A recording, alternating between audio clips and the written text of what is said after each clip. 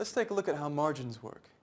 Assume that you decided to sell December futures for gold on June 5th on the New York Mercantile Exchange, the COMEX.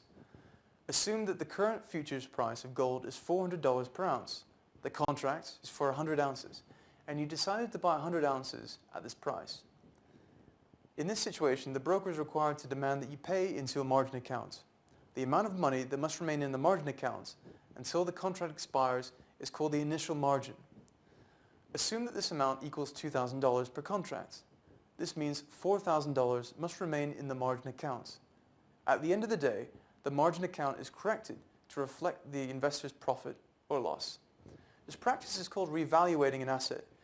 If the futures price decreases, then the amount of money in the margin account of the investor who took a long position also decreases, because the broker pays this amount to the exchange, and the exchange pays money to the broker of an investor taking a short position. Conversely, if the futures price goes up, the broker of investors takes short position, pay the exchange the corresponding amount, and brokers of investors taking long positions receive this amount from the exchange. Investors have the right to withdraw any funds that exceed the initial margin from the margin accounts.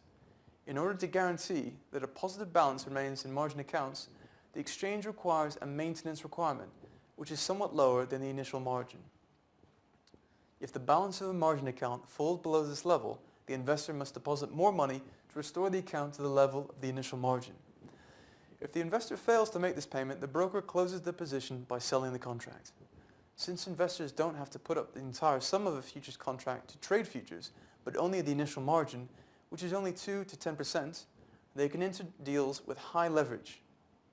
This leads to increased risk, as even a small change in the price of underlying can lead to the removal of the asset from the investor's account. So you can see how easy it is to go bust with futures. The formula for calculating the forward price of a stock does not pay dividends is also used to calculate a futures price.